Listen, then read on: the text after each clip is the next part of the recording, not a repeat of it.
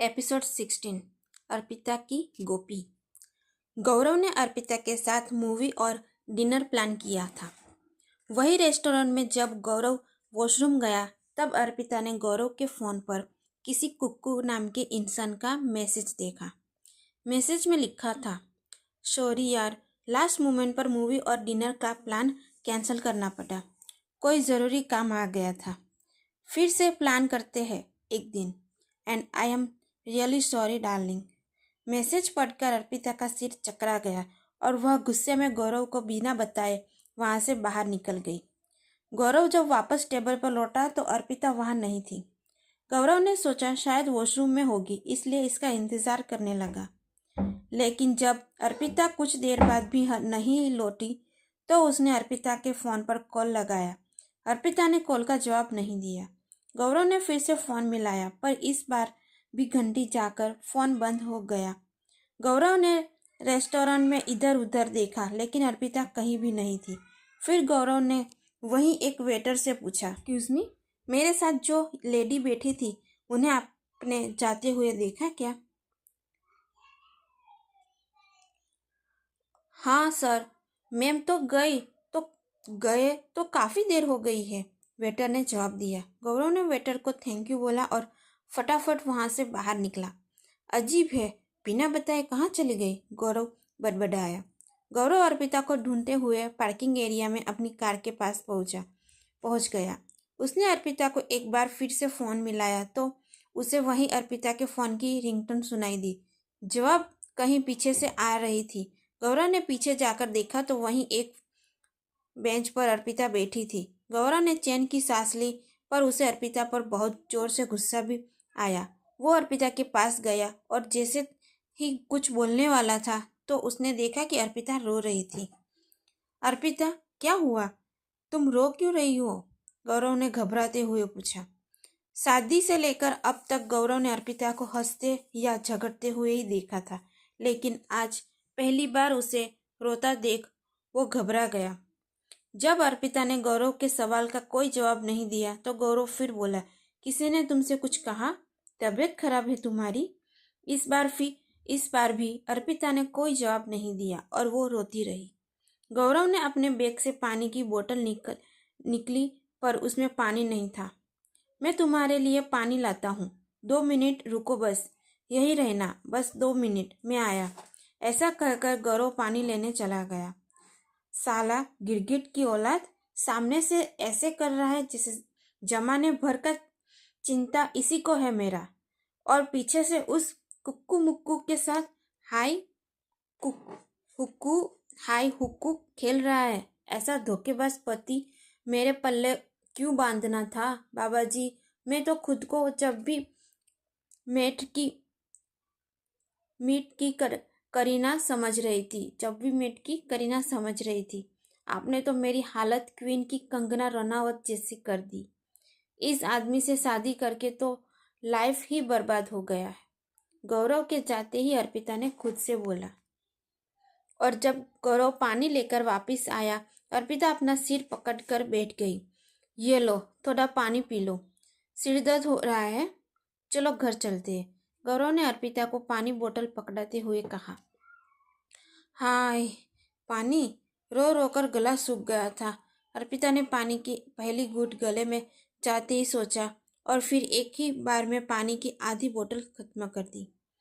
अब चले? गौरव ने अर्पिता से पूछा। अर्पिता ने गर्दन से हाँ में हिलाकर जवाब दिया और खड़ी होने लगी।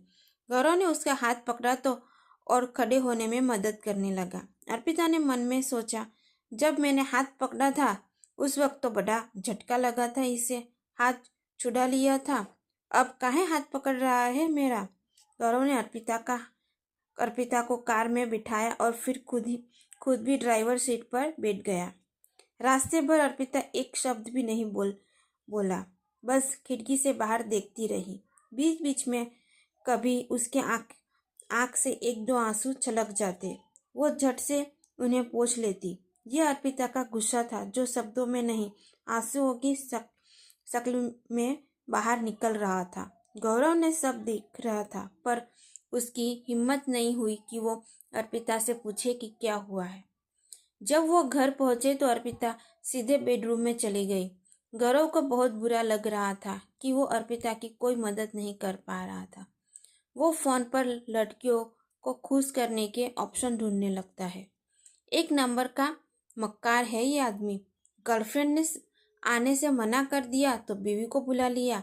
हम क्या गाड़ी का स्टैमी है स्टैम्फी है जो एक पहिया नहीं चला तो कुछ देर के लिए लगा लिया और फिर टाटा बाय बाय। साला पता नहीं इसने इंजीनियरिंग का डिग्री लिया है या धोखाधड़ी का। और इसकी उस कुक्कू को पता भी है कि ये शादीशुदा है या उसको भी धोखा दे रहा है। देखो अब चिंता विंता सब खत्म। लग गए फोन पर सिर फिर से। बाबा जी, हमने सावन का 16 सोमवार नहीं किए तो ऐसे बदला लोगे आप हमसे? अर्पिता मन ही मन बड़बड़ा रही थी। गौरव ने जैसे ही ऊपर देखा तो अर्पिता उसे ही देख रही थी। उसने फोन साइड में रखा और बोला, तुमने रेस्टोरेंट में ठीक से खाना खा लिया था क्या? कुछ खाओगी? चाइनीज या इटालियन? अर्पिता ने नहीं में गर्दन हिलाई। अच्छा फिर मैगी बनाओ, गौरव ने एक्साइटेड होकर बोला। अर्पिता ने फिर मना कर दिया। ठीक है, आइसक्रीम मंगा लेता हूँ। कौन सा फ्लेवर लोगी? चॉकलेट? वही पसंद है ना तुम्हें? गौरव ने एक बार फिर कोशिश की। नहीं, अर्पिता ने बोला तो गौरव ने गहरी सांस छोड़ी और उठने लगा। बटरस्कॉच फ्लेवर मंगवा लो, अर्पिता ने कहा। गौरव मुस्कुराया और बोला, ठीक है, बस अभी ऑर्डर कर देता हूँ। चॉकलेट फ्लेवर भी मंगवा लो, अर्पिता ने जल्दी से कहा। जो आज्ञा महारानी, गौरव ने सिर झुकाते हुए कहा। अर्पिता ने बदले में एक झूठी मुस्कान दी, बस। और नहीं तो क्या? ये लड़ाई के चक्कर में हम अपना नुकसान काहे करें? ये जो रो रो कर 2 किलो खून जलाया है उसकी भरपाई भी तो करनी पड़ेगी, अर्पिता ने मन में सोचा। अगली सुबह जब गौरव सोकर उठता है तो अर्पिता बिस्तर पर नहीं होती। गौरव सोचता है कि रोज लेट उठने वाली आज इतना जल्दी कैसे उठ गई। वो उठकर बाहर जाता है तो आवाज लगाता है, अर्पिता, यहाँ रसोई में हूँ। अर्पिता की आवाज आती है। गौरव आवाज सुनकर अर्पिता रसोई में चला जाता है। अर्पिता चाय बना रही होती है। हटो, आज मैं बनाता हूँ चाय, एकदम बनारसी स्टाइल में, गौरव अर्पिता को साइड में करते हुए बोला। आता है तुमको बनाना? पहले बनाए हो कभी? चाय बनाओगे या हमको बना रहे हो? अर्पिता ने मजाक करते हुए बोला। गौरव ने जवाब दिया, हॉस्टल में बनाता था। वहाँ दोस्तों को मेरे हाथ की चाय बहुत पसंद थी। और कुछ तो बनाना नहीं आता है पर चाय का ज़रूर मास्टर शेफ हूँ। अर्पिता सुनकर मुस्कुराई और सोचने लगी, आज पहली बार अपने बारे में कुछ बता रहा है। शायद धीरे धीरे सब सही हो जाता हमारे बीच, पर पता नहीं ये कुक्कू कांड काहे हो गया बीच में। क्या बात है, चाय तो बहुत बढ़िया बनी है, अर्पिता चाय की चुस्की लेते हुए बोली। गौरव ने अपने चाय के कप को हवा में उठाते हुए बोला, थैंक यू। अच्छा अर्पिता, तुम ठीक हो? कल रात को क्या हुआ था? गौरव ने अपना कप नीचे रखते हुए बोला। अर्पिता चाय पीते पीते रुक गई पर कोई जवाब नहीं दिया। गौरव उठते हुए बोला, मतलब अभी बताना कोई ज़रूरी नहीं है, तुम्हें जब भी मन हो तब बता देना। वो कल जब तुम अपने पैंट पर से जूस साफ करने गए थे तब मेरी माँ का फ़ोन आया था। उन्होंने बताया कि गोपी भगवान को प्यारी हो गई। बस वो सुनते ही मेरा मन खराब हो गया, अर्पिता कहानी बनाते हुए बोली। ओह, आई एम सॉरी, मैं गोपी से मिला नहीं कभी। कोई बहुत खास ही होगी जो तुम इतना दुखी हो गई थी। अपनी शादी में नहीं आई थी क्या वो? गौरव ने सांत्वना दिखते हुए कहा। हाँ बिल्कुल खास, हमारे घर में ही तो रहती थी, बिल्कुल मेरी बहन जैसी थी। उसका और हमारा बचपन एक साथ में ही बीता था। बनारस के घाट पर हम दोनों साथ में जाया करते थे। पता है, माँ तो मुझसे ज़्यादा उससे प्यार करती थी और गोपी भी दिन भर माँ माँ करती रहती थी, अर्पिता इमोशनल होते हुए बोली। ये सब सुनकर गौरव भी उत्सुकता बढ़ गई। वो बोला, उससे मिला तो नहीं पाया कभी, पर क्या उसकी फोटो देख सकता हूँ? हाँ अभी लो, अर्पिता ने फोन की स्क्रीन पर स्क्रॉल करते हुए बोला और फिर एक फोटो निकालकर फोन गौरव के सामने रख दिया। फोटो देखने के लिए गौरव एक्साइटमेंट में आगे बढ़ा, पर फोटो देखकर ऐसी शक्ल बनाई जैसे एग्जाम पेपर में आउट ऑफ सिलेबस क्वेश्चन देख लिया हो। गोपी तुम्हारी गाय थी? गौरव धीरे से बोला। हाँ, तुमको क्या लगा? बोले तो थे हम कि गोपी दिन भर माँ माँ करती रहती थी, अर्पिता गौरव के मजे लेते हुए कहा। नहीं नहीं, कुछ नहीं लगा मुझे, दिन भर माँ माँ तो गाय ही करेगी, गौरव खुद पर हंसते हुए बोला। गौरव मन में सोचता है, पागल लड़की, गाय के लिए इतना दुखी थी, चाहे चाहे मुझसे कितनी ही लड़ाई कर ले, पर दिल से मासूम है। दूसरी तरफ अर्पिता सोच रही थी, सॉरी गोपी, तुझे एक बार फिर से मरना पड़ा। मुझे पता है कि वहाँ ऊपर बैठे बैठे तेरा मन मुझे सींग मारने का कर रहा होगा, पर इस झूठे आदमी के सामने झूठ बोलने में क्या हर्ज है? ये कहानी नहीं सुनाती तो बार बार पूछकर परेशान करता रहता, पर मैं इसे रंगे हाथ पकड़ना चाहती हूँ और मैं पकड़ कर रहूँगी। अर्पिता इमोशनल है पर इमोशनल फुल नहीं है। अर्पिता सुनो, मैं तुम्हारा दुख समझ रहा हूँ, लेकिन आगे से ये फ़ोन नहीं उठाने वाली हरकत मत दोहराना। तुम यहाँ हो तो मेरी जिम्मेदारी हो, गौरव बहुत प्यार से रिक्वेस्ट करते हुए बोला। अर्पिता कुछ बोल नहीं पाई, बस हाँ में गर्दन हिलाकर मुस्कुरा दी। और हाँ, एक बात कल बता नहीं पाया, आज रात को कानपुर से चाचा चाची और उनकी बेटी पिंकी आ रहे हैं। वो पिंकी का कोई इंट्रेंस कंपटीशन एग्ज़ाम है दिल्ली में कल, तो आज रात को वो लोग यहाँ रुककर कल शाम को चले जाएंगे।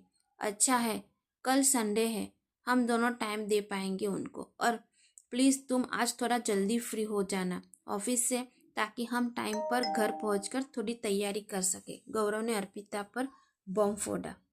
तुम खुश काहे हो रहे हो? उनके आने सामने अच्छे पति पत्नी का नाटक करना पड़ेगा, अर्पिता ने कहा।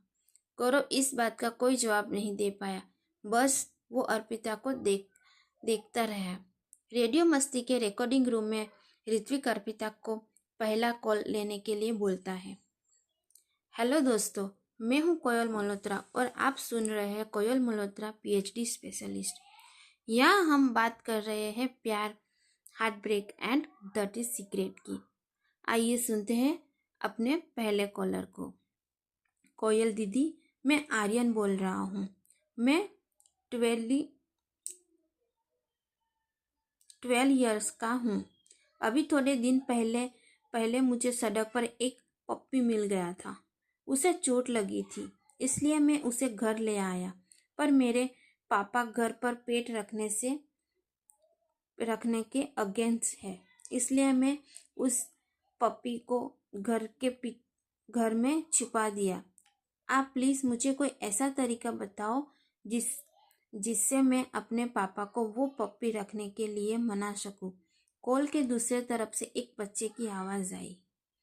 हेलो आर्यन, सबसे पहले तो तुम बहुत स्वीट हो यार। मुझे ये बताओ कि तुम्हें घर में किस बात के लिए सबसे ज़्यादा डांट पड़ती है? अर्पिता ने पूछा। आर्यन बोला, वैसे तो कई बातों पर पड़ती है, पर मैं मोबाइल और लैपटॉप पर गेम बहुत ज़्यादा खेलता हूँ, इसके लिए सबसे ज़्यादा डांट खाता हूँ। अर्पिता फिर से एक सवाल पूछती है, और तुम्हारी मम्मी पापा को तुमसे कोई काम करवाना हो तो वो क्या करते हैं? वो पहले प्यार से बोलते हैं, मैं नहीं मानता तो डांट देते हैं, और फिर भी नहीं मानता तो वो दोनों बॉक्सर बन जाते हैं और मैं पंचिंग बैग। वैसे कभी कभी उनका मूड अच्छा होता है या उन्हें बहुत ज़रूरत होती है तो मुझे रिश्वत भी देते हैं, जैसे उन्हें कहीं बाहर जाना है और मेरा होमवर्क फिनिश नहीं हुआ तो वो होमवर्क जल्दी फिनिश करने के लिए मुझे कभी टॉय तो कभी चॉकलेट की रिश्वत देते हैं। आर्यन भोली सी आवाज़ में बोला। अर्पिता जोर से हंसती है और कहती है, आर्यन, तुम्हें अगर पप्पी अपने पास रखना है तो जैसे तुम्हारे मम्मी पापा कभी कभी तुमसे काम करवाने के लिए जो करते हैं तुम्हें भी वही करना होगा। और बॉक्सिंग नहीं, दूसरा वाला तरीका। अब तुम्हें अपने पापा को रिश्वत देनी पड़ेगी। उनसे बोलना कि अगर आप मुझे पप्पी रखने दोगे तो मैं रोज़ केवल आधा घंटे के लिए ही मोबाइल पर गेम खेलूँगा। आई नो थोड़ा टफ है, लेकिन पप्पी सच में चाहिए तो इतना सेक्रीफाइस तो करना ही पड़ेगा। अपने पापा को समझाना कि मेरा कोई फ्रेंड नहीं है, इसलिए ही तो मोबाइल पर गेम खेलता रहता हूँ। अगर पप्पी होगा तो उसके साथ खेलूँगा तो अपने लैपटॉप पर गेम खेलना अपने आप कम हो जाएगा। उसके साथ में मैं आउटडोर एक्टिविटी करूँगा तो हेल्दी भी रहूँगा। एंड आई प्रॉमिस कि पप्पी का ध्यान भी रखूँगा। सब कहते हैं कि पेट के साथ मूड अच्छा रहता है, तो सोचो मम्मी का मूड हमेशा अच्छा रहेगा तो आपकी लड़ाई भी नहीं होगी। आर्यन बोलता है, वाह कोयल दीदी, व्हाट अ अमेजिंग आइडिया। इससे तो पापा ज़रूर मान जाएंगे। हाँ, लेकिन पापा मान जाए उसके बाद अपना प्रॉमिस मत तोड़ देना, वरना पापा भी अपना प्रॉमिस भूल जाएंगे। Okay okay, I promise and thank you दीदी, बाय। कॉल खत्म होता है और अर्पिता और सोनिया अगले कॉल का इंतज़ार कर रहे होते हैं। आप ये साड़ी और बिंदी में सुंदर लगती है बहुत, अर्पिता सोनिया से कहती है। थैंक यू, सोनिया मुस्कुराते हुए जवाब देती है। और हमारी दादी भी आपके जैसे ही कॉटन की साड़ी पहनती है और बड़ी बिंदी लगाती है, इसलिए आपको देखकर हमें उनकी याद आती है, अर्पिता ने ख्यालों में खोते हुए कहा। एक्सक्यूज़ मी, मैं केवल 43 की हूँ, सोनिया ने ऑफर्ड होते हुए कहा। अरे मेरा मतलब वो नहीं था, मैं कहना चाह रही थी कि सेम गेटअप की वजह से आप सेम लगती हो, बाकी कोई सिमिलिटी नहीं है, अर्पिता ने सफाई देते हुए कहा।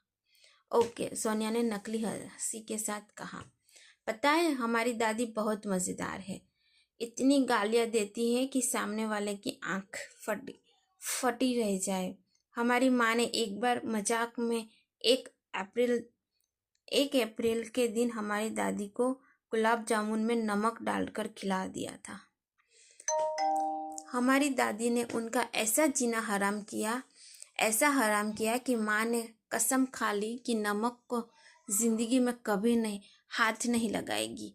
तब से रोज खाने में हमारे पापा नमक डाल रहे हैं, और ये बात तो पूछो ही मत। जब वो पदयाती है तो आगे पीछे जगह लोग कुछ नहीं देखती, उल्टा कोई घुरता है तो उसको कहती है मतलब पेट साफ हो रहा है। बड़ी गजब है वो। अर्पिता ने अपनी दादी की तारीफ ऐसे की जैसे उससे उन पर घमंड हो। सोनिया अर्पिता को कंफ्यूज लुक देती है, उसे समझ नहीं आता कि वो अपनी दादी की तारीफ कर रही थी या बुरी। तभी दूसरा कॉलर फोन करता है। इस कॉलर का जवाब सोनिया देती है। कोयल जी, ऐसा नहीं है कि मैं गरीब हूँ, बल्कि गोंडा में जाने माने रईसों में मेरा नाम आता है, लेकिन एक राज है जो कोई नहीं जानता। दरअसल मुझे मंदिर में चंपल चुराने की आदत है। मैं ना चाहते हुए भी अपने कदम मंदिर के बाहर रखी चंपलों में डालने से नहीं रोक पाता। ना जाने आज तक मैंने मंदिर से कितनी ही चंपल चुराई होगी। मुझे डर लगता है कि अगर इस राज का पता गांव वालों को लग गया तो मैं समाज में क्या मुंह दिखाऊंगा। अब आप ही कोई जवाब बताइए जिससे मेरी ये चोरी की आदत छूट जाए। सोनिया इस अटपटी प्रॉब्लम को ऐसे कैसे सुलझाएगी, जानने के लिए सुनते रहिए कोयल मल्होत्रा की अजीब प्रॉब्लम है। कॉलर ने उसे बताया कि उसे चंपल चुराने की आदत है और वो गरीबी की गरीबी की वजह से ऐसा नहीं करता, बल्कि वो तो अपने गांव के जाने माने रईसों में से एक है। पर फिर भी ना जाने क्यों मंदिर के बाहर चंपलें देखते ही उसके पैर खुद ब खुद चंपलों की तरह खींचे चले जाते हैं। उसे ये डर है कि अगर कभी किसी गांव वालों को पता चल गया तो क्या होगा। सोनिया क्योंकि एक साइकोलॉजिस्ट है, इसलिए वो जानती है कि कॉलर को एक बीमारी है, पर उसे लगता है कि अगर वो सीधे सीधे कॉलर को सच बता देगी तो शायद वो डर जाए। इसलिए सोनिया उसे थोड़ा घुमा फिरा कर जवाब देती है, देखो आराम से सुनना, घबराने की बात नहीं है। दरअसल तुम्हें एक डॉक्टर की ज़रूरत है। डॉक्टर का नाम सुनते ही कॉलर हड़बड़ा गया और बोला, आप कोयल जी नहीं बोल रही है? वो ऐसे बात नहीं करती, प्लीज़ आप उनसे बात करवाइए ना। सोनिया ने कॉलर को बोला कि वो कोयल ही बोल रही है, पर कॉलर मानने को तैयार ही नहीं हुआ। वो बोला, लगता है हमसे गलत नंबर लग गया है, सॉरी सॉरी। और ऐसा कहकर कॉलर ने फ़ोन कट कर दिया। कॉलर के फ़ोन काट देने पर सोनिया सकपका गई और उसने सागरिका की तरफ देखा।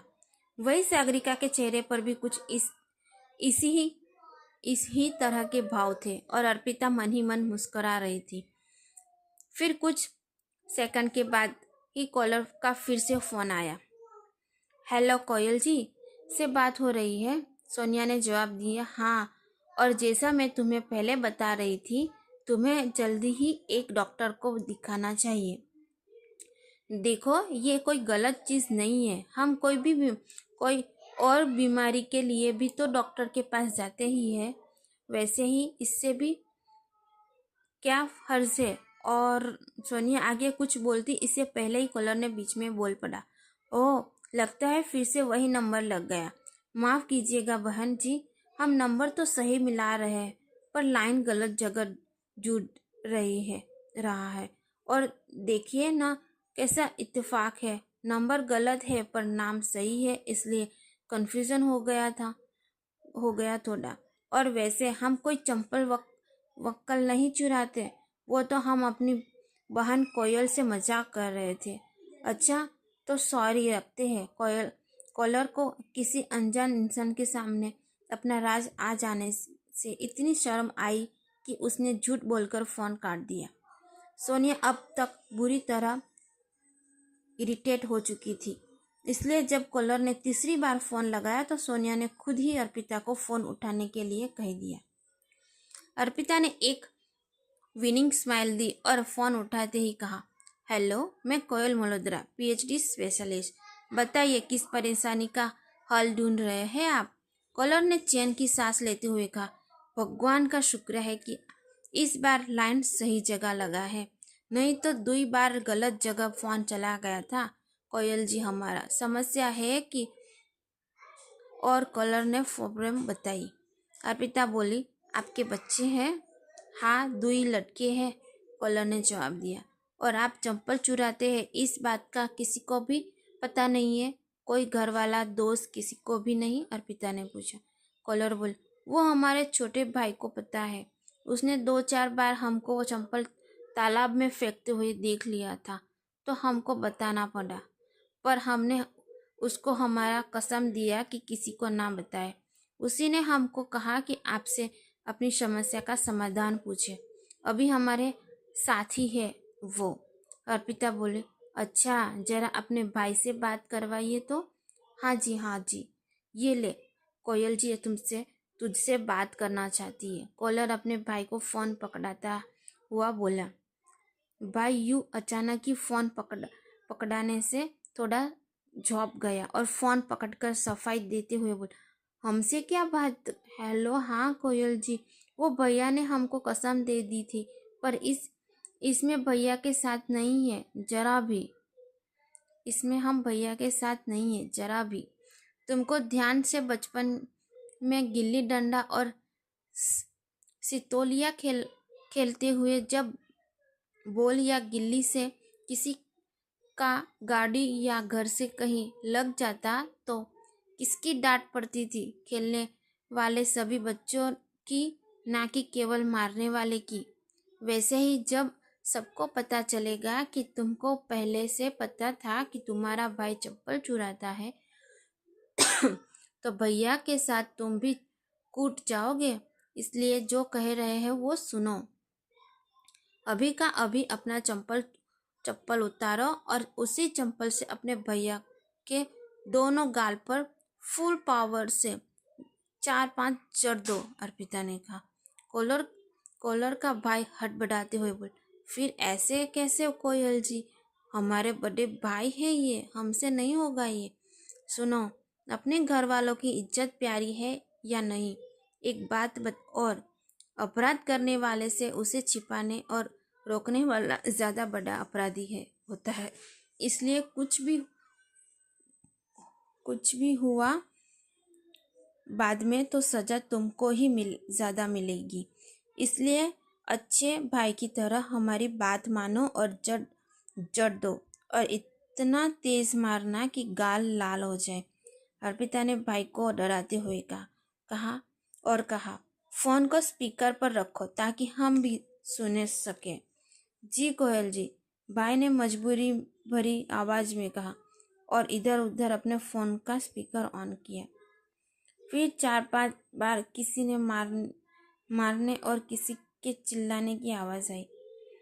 हाँ, और अरे पागल हो गया क्या? क्यों मार रहा है? ठहर, अभी हम बताते हैं तुमको। बड़े भाई को मार रहा है। हाँ, कॉलर की दर्द भरी आवाज आई। अरे भैया, कोयल जी बोली थी हमें ऐसा करने को। पूछ लो उनसे। लो, छोटा भाई अपने बड़े भाई की मार से बचता हुआ बोला। क्या कोयल जी, आपने क्यों बोला ऐसा? कॉलर ने पूछा। अर्पिता बोली, ताकि आपको पता चले कि जब गांव वालों को आपकी चप्पल चोरी का मालूम होगा तो आपके साथ क्या होगा। हुआ ना गाल लाल? और ये तो आपका छोटा भाई था, इसलिए शर्म और रहम में धीरे मारा होगा। कोई और तो होगा ना तो 10 गुना जोर से और 100 गुना ज्यादा मारेगा। खाना है इतनी मार? आपने ये आदत टाइम रहते ना छोड़ी तो कल तो गांव वाले दीवार पिक्चर के अमिताभ बच्चन की तरह आपके बच्चे के हाथ में लिख देंगे कि मेरा बाप चोर है। नहीं कोयल जी, ऐसा नहीं होगा, मैं कसम खाता हूँ अब नहीं चुराऊंगा चंपल। कॉलर घबराते हुए बोला। ये हुई ना बात। बाकी अब जब भी चंपल चुराने का मन करे तब बस अपना गाल एक बार सहला लेना। चंपल चुराना भूल जाओगे और आप भूले तो आपका भाई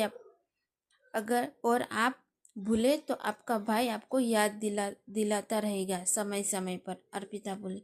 हम रखते हैं फोन कोयल जी। और कॉलर ने फोन कट कर दिया। जब सागरिका ने ये देखा कि कॉलर अर्पिता को ज्यादा पसंद कर रहे तो वो इस बात से चिढ़ गई।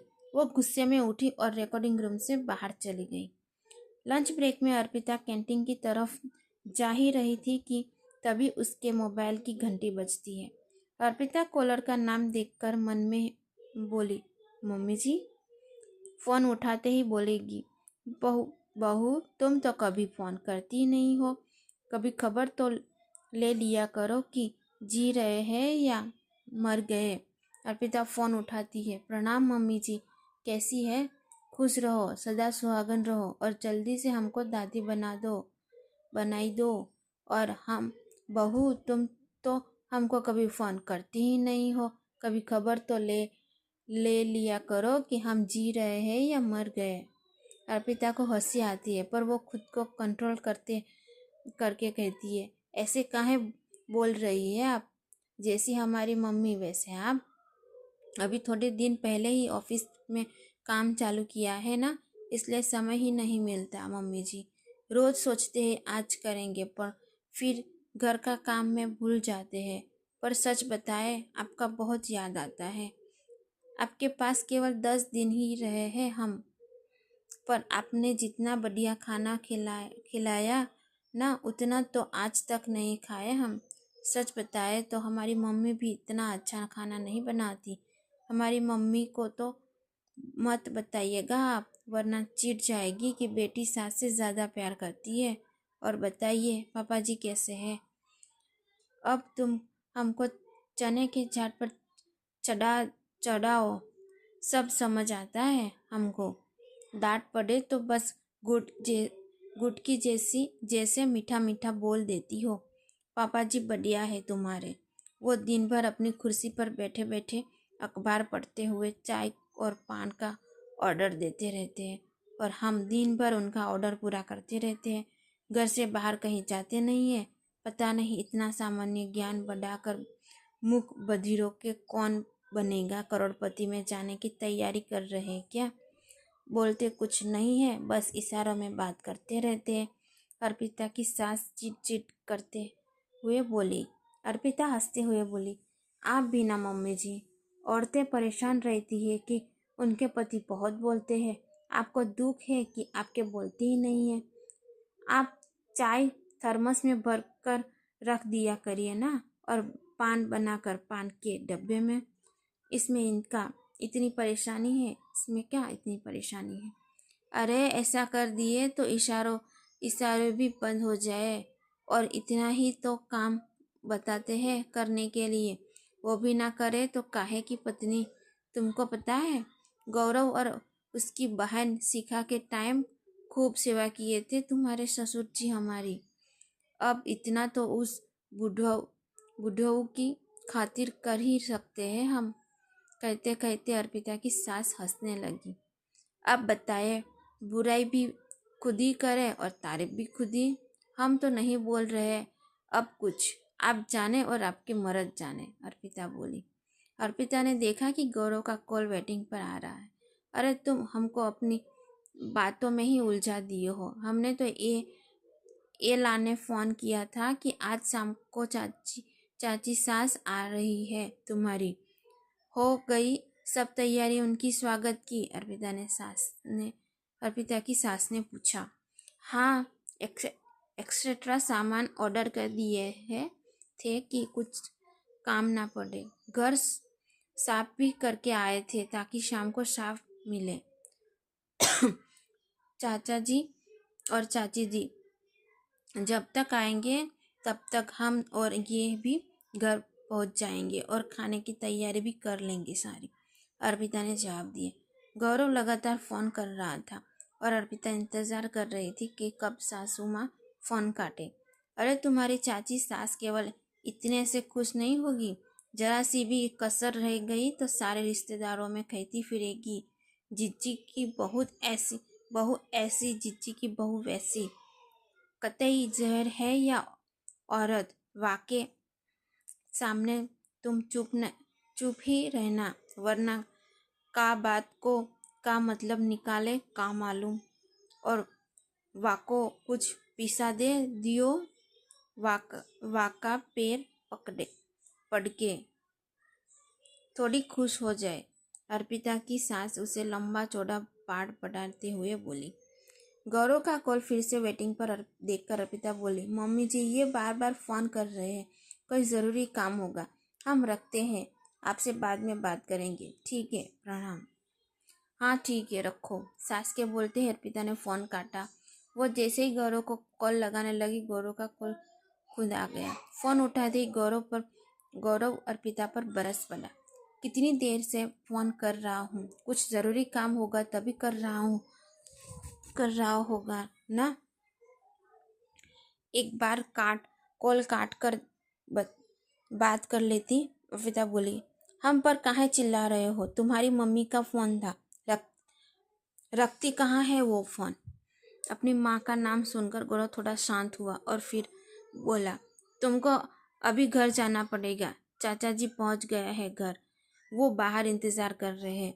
अरे पर वो तो शाम को आने वाले थे ना, जल्दी कैसे आ गए, और मुझे ही क्यों जाना पड़ेगा, तुम क्यों नहीं जा रहे हैं? अर्पिता ने गुस्साते हुए बोला। वो आने से एक रात पहले उनकी बस कैंसिल हो गई थी, तो जो भी टिकट मिला वो करवा लिया और जल्दी जल्दी में बताना भूल गए। मेरी एक बहुत इम्पोर्टेंट मीटिंग है जिसे मुझे प्रेजेंटेशन देनी है, वरना मैं चला जाता। प्लीज़ चली जाओ, गौरव रिक्वेस्ट करते हुए बोला। अर्पिता झल्लाते हुए बोली, अरे यार गौरव, तुम भी ना पनौती ही हो जिंदगी में, ठीक है। अर्पिता ने जैसे ही फ़ोन काटा और पीछे मुड़ी तो वहाँ राज को खड़ा पाया। वो अचानक से बौखला गई। क्या पनौती आ गई? और कौन है ये गौरव जिससे अर्पिता द ग्रेट को परेशान कर दिया? इतनी बौखलाहट में अर्पिता समझ ही नहीं पाई कि राज के सवाल का क्या जवाब दे। राज हैरानी में बोला, हमेशा दूसरों की बोलती बंद कर देने वाली के पास जवाब कैसे नहीं है? जैसे तैसे खुद को संभाल कर अर्पिता ने जवाब दिया, अरे वो मेरा टेलर था, उसको ड्रेस सिलने दिया था। अब उसने गला 8 इंच की जगह 10 इंच के पूरा ड्रेस खराब कर दिया। राज मुस्कुराते हुए बोला, वाह, इंटरेस्टिंग प्रॉब्लम। कोयल मल्होत्रा को कॉल लगाइए। ये बात सुनकर अर्पिता भी राज के साथ हंसने लगी और मन में सोचने लगी, अर्पिता तुम भी बुड़बक हो, यही बहाना सूझा तुमको? राज बोला, आज लंच नहीं करना क्या? सब वेट कर रहे हैं, चलो तुम चलो, मुझे एक्चुअली कुछ अर्जेंट काम आ गया है तो घर जाना पड़ेगा। अर्पिता ने जवाब दिया। राज ने पूछा, सब ठीक है? तो अर्पिता हाँ में जवाब देकर ऋत्विक के केबिन की ओर चल दी। केबिन में ऋतिक गाने गा रहा था। अर्पिता ने दरवाजे पर नॉक किया तो ऋतिक को सुनाई नहीं दिया। अर्पिता जल्दी जल्दी में केबिन के अंदर घुस गई और यूं अचानक अर्पिता को सामने देखकर ऋत्विक हड़बड़ा गया और गाना बीच में ही रोक दिया। ऋतिक को गाना गाते हुए देख अर्पिता सरप्राइज होते हुए बोली, सॉरी टू डिस्टर्ब यू, पर कुछ ज़रूरी काम था। तुमने नॉक क्यों नहीं किया? ऋतिक ने अपने शर्ट के बटन सही करते हुए पूछा। किया था नॉक, पर यहाँ अरिजीत सिंह का म्यूजिक कॉन्सर्ट चल रहा था तो तुमने सुना ही नहीं शायद, अर्पिता ने हंसी बताते हुए कहा। ऋत्विक ने गला साफ करते हुए कहा, बोलो क्या काम है? वो कुछ इमरजेंसी है तो घर जाना पड़ेगा अभी, अर्पिता ने जवाब दिया। पर तुम यहाँ हो तो तुम्हारे घर में इमरजेंसी कैसे हो गई? ऋत्विक ने अर्पिता के मजे लेते हुए कहा। अर्पिता ने ऋत्विक को घूर कर देखा और फिर कहा, जॉब तुम्हारे बस की बात नहीं है, अगली बार मत ट्राई करना प्लीज़। और बताओ, जा सकती हूँ ना? बिल्कुल टाइम नहीं है मेरे पास अभी तुम्हें हमर का लेसन देने का, उमन का लेसन देने का। शौक का क्या? ऋत्विक ने पूछा। आज सोनिया कर लेगी हैंडल, उसे भी तो खुद को साबित करने का मौका मिलना चाहिए ना, अर्पिता ने सेक्रेटरी स्माइल के साथ कहा। इतना ज़्यादा कॉन्फिडेंस भी मत हो जाओ कि मुंह की खानी पड़े, ऋतिक ने हाथ में पेन से खेलते हुए कहा। उसकी चिंता तुम मत करो, मैं मैनेज कर लूँगी। और मुझ में ये कॉन्फिडेंस ऐसे ही हवा में से नहीं आ गया, सालों की तपस्या का फल है, अर्पिता ने इतराते हुए बोली। तुमसे बहस नहीं कर सकता है मैं, ठीक है जाओ, लेकिन कल टाइम पर, ऋतिक बोला। थैंक यू, पर तुम अपना अरिजीत सिंह का कॉन्सर्ट चालू रखो, अर्पिता ने केबिन से निकलते हुए मुस्कुरा कर दिया। अर्पिता के जाते ही ऋतिक ने शर्मिंदा होते हुए अपना हाथ धीरे से टेबल पर मारा और बोला, शिट। अर्पिता अपने घर के लिए निकल तो गई, लेकिन क्या होगा जब इनका स्वागत अर्पिता को करना था, जो वो चाचा चाची अब खुद अर्पिता का स्वागत करेंगे। जानने के लिए सुनते रहिए कोयल मल्होत्रा की सीक्रेट लाइफ। गौरव के चाचा चाची और उनकी बेटी पिंकी दरवाजे पर खड़े थे और अर्पिता के घर पहुंचने का इंतजार कर रहे थे। जैसे ही अर्पिता वहां पहुंची तो अपने चाचा चाची सास का बना हुआ मुंह देखकर समझ गई कि ये 2 दिन कुछ खास अच्छे नहीं निकलने वाले। उसने चाचा चाची के पैर छूकर प्रणाम किया और बोली, सॉरी चाचा चाची जी, हम ऑफिस से तो गौरव जी का फ़ोन आते ही निकल गए थे, पर यहाँ का ट्रैफिक मत ही पूछिए, गांव में भैंसों की तरह चलता है, एकदम धीरे धीरे। खुश रहो बिटिया, इससे तुम्हारा कोई गलती नहीं है, हम ही समय से पहले पहुँच गए। जल्दबाजी में गौरव को फ़ोन करना ही भूल गए, माफ़ी तो हमको मांगनी चाहिए, हमारी वजह से खामखा तुमको तकलीफ हो गई। देखो ऑफिस का काम बीच में छोड़कर भाग दौड़ी करनी पड़ी, चाचा जी बोले। अर्पिता कुछ बोलती इससे पहले ही चाची बोल पड़ी, अरे आपने का माफी माफी लगा रखा है, अब खुद के ही बच्चों के घर पर आदमी बोलकर आए क्या? ये शहर का तौर तरीका हमको समझ नहीं आता। और ऐसे ही बड़े बुजुर्ग औरतों को घर गृहस्थी संभालने के लिए नहीं कहते। बताओ, और भी दिन भर घर का बाहर रहे और मेहमान बंद दरवाज़ा देखकर लौट जाए। पूरा 2 घंटा होने वाला है यहाँ खड्डा खड्डा। हमारा तो दोनों पैर ही जवाब दे गया और आते जाते लोग ऐसे देख रहे थे जैसे हम कोई चोर हो। नहीं नहीं ही ना बुलाना था तो कल जब पिंकी के पापा फ़ोन किए तभी मना कर देते। हमको कौन सा यहाँ आने का शौक चढ़ा था। पिंकी का पेपर है, पेपर के लाने आना पड़ा। चाची जी एक ही सांस में बोल गई और चाचा जी शर्म के मारे जमीन की ओर देखने लगे। 2 घंटे में बस इतना ही स्पीच तैयार किया था। इससे ज़्यादा तो हम रोज़ यूँ कुतुब मीनार से ऑफिस में सुनते हैं। उम्र का लिहाज नहीं करते ना चाची जी, तो अभी 1 2 का 4 कर देते। बताओ, गलती खुद की और लेक्चर हमको सुना रही है। अर्पिता ने मन में सोचा, पर चाची जी की हालत देखकर खुद पर कंट्रोल करते हुए बोली, अरे आप अंदर तो चलिए ना चाची जी, अभी आपकी सारी थकान निकालते हैं। एकदम बढ़िया वाली गर्मा गर्म चाय पिलाते हैं आपको, और यहीं खड़े खड़े बातें करते रहे तो 2 से 3 घंटा हो जाए, फिर चाय भी कुछ न कर पाए। चलिए अंदर। चाची जी ने चाची जी ने अपने बने हुए मुंह को थोड़ा और बनाया और बोली, अदरक ज़रूर से डाल देना चाय में, वरना हमको भाई और पिंकी के पापा को। अर्पिता ने दरवाजे का लॉक खोलते हुए बोला, ठीक है चाची जी, आप ही चलिएगा रसोई में, हाथ साथ में जो जो डलवाना हो सब बता दीजिएगा। और तुम कैसी हो पिंकी, और एग्ज़ाम की तैयारी कैसी चल रही है? प्रणाम भाभी, हम बढ़िया है और तैयारी भी अच्छी चल रही है, पिंकी ने अंदर घुसते ही हुए दबी दबी आवाज़ में कहा।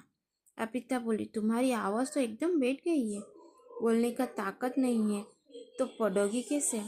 रुको, तुम्हारे लिए तो बढ़िया कॉफ़ी बनाते हैं और साथ में सैंडविच भी।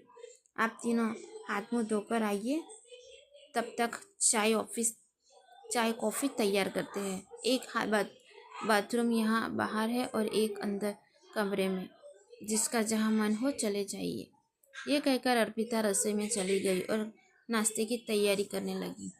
चाय पीते ही चाचा जी बोले, बहुत बढ़िया चाय बनाए बिटिया, 1 नंबर, चीनी मसाला दूध सब बराबर। अर्पिता मुस्कुराई और चाची जी से बोले, आपको कैसी लगी चाय चाची जी, थकान उतरी कि नहीं? बाकी सब तो बढ़िया है, बस अदरक थोड़ा और पड़ जाती तो और अच्छी लगती, पर ठीक है, बाहर का काम करने वाली औरतें घर का काम में परफेक्ट कैसे हुई? चाची जी ने अपनी विशेष टिप्पणी दी और फिर वो पिंकी से बोली, पिंकी, तुम्हारा नाश्ता हो गया हो तो जाओ अब पढ़ लो, समय बर्बाद मत करो। बस 2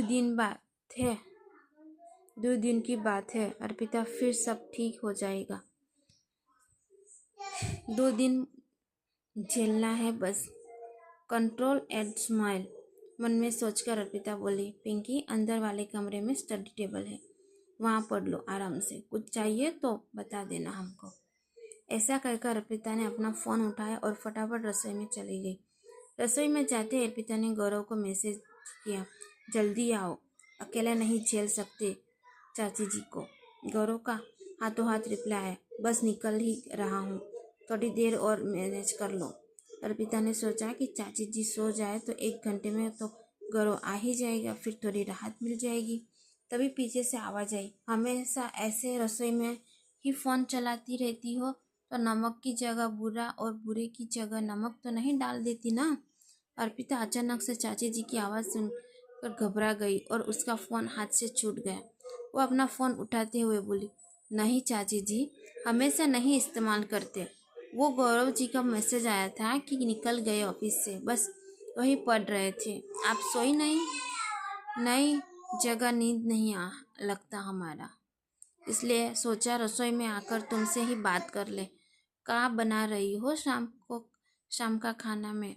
चाची जी रसोई में इधर उधर देखते हुए बोली। मेथी का साग, बेसन की मिर्ची, पनीर, दाल चावल और हलवा अभी बना देंगे। रोटी शाम को खाएंगे तभी सेक देंगे। वैसे क्या बनाए, पूरी या रोटी? आपको क्या पसंद है? अर्पिता ने पूछा। अरे रात को पूरी खिलाकर पिंकी के पापा का ब्लड प्रेशर बढ़ाना है क्या? वैसे ही दवाइयाँ खा खा कर जी रहे हैं, रोटी खाएंगे। चाची जी ने अर्पिता को डांटते हुए कहा। आपकी जैसी पत्नी हो तो अच्छे खासे का ब्लड प्रेशर बढ़ जाए। मम्मी जी सही कह रही थी, कतई जहर है ये औरत। अर्पिता बड़बड़ाई। का बड़बड़ा रही हो? तनिक जोर से बोलो, चाची जी ने कहा। अर्पिता ने जवाब दिया, कुछ नहीं, वो याद कर रहे थे पुलाव वाला चावल कहाँ रखा है। अब केवल घर ही ध्यान रहता तो याद ना करना पड़ता। हमको तो ये लड़कियों का नौकरी वोकरी समझ ही नहीं आता, पर आजकल कुछ बोलो किसी को तो मुंह सुजा लेती है, इसलिए हम तो चुप ही रहते हैं। चाची जी अपनी साड़ी सही करते हुए बोली। अच्छा लाओ, मेथी का साग हम काट देते हैं। कहाँ रखा है? चाची जी ने इधर उधर देखते हुए कहा। पिता बोले, अरे आप तो आराम से कमरे में बैठ जाइए, काहे गर्मी में परेशान हो रहे हैं, हम कर लेंगे सब। हमको खाली बैठने का आदत नहीं है, काट देंगे बता दो, चाची जी जिद करते हुए बोली। ठीक है, आप इतना बोल ही रही हो तो काट दीजिए। साग फ्रिज में रखा है, भूरे रंग के कागज में, और यहाँ ये रहा चाकू। अपिता ने चाकू रखते हुए कहा। फ्रिज खोलते ही चाची जी हैरानी में बोली, अरे मोरी मैया, फ्रिज कब से नहीं संभाली हो तुम? इतना भरा पड़ा है जैसे गोदाम हो। हमको तो इसमें कोई चीज़ ढूंढने में एक जन्म भी कम पड़ जाए। कहाँ रखे है साग? पूरे हफ्ते का एक साथ ही मंगा लेते हैं वो। हम ऑफिस बोलते बोलते अर्पिता चुप हो गई कि ऑफिस का काम सुनते ही फिर नौकरी पुरानी चालू हो जाएगी। हम देते हैं, आप आइए इधर। कहते हुए अर्पिता ने फ्रिज में मेथी का साग निकाला और चाची जी को पकड़ा दिया। फिर मिर्ची काटने लगी। अर्पिता मन ही मन गौरव के आने का इंतजार कर रही थी।